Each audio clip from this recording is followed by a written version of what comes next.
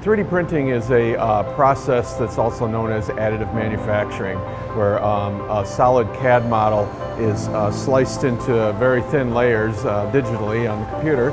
That data is fed out to some sort of machine that will produce that layer one at a time, additively, and grow the part up. So you're printing one layer on top of another layer to grow a three-dimensional part. Well, Ford uses 3D printing because it gives us a lot of advantages in being able to create something right away. We can do many iterations all at the same time. We can come out, engineer can say, I've got some ideas, I've got 5 or 6 different parts, I really don't know which one I want. We'll make them all at once, and we'll make them all in a very short period of time. So they'll be able to put those on test and say, okay, this gives me direction, and now I'm going to make 3 new parts that are completely different than these, but it gave me the information.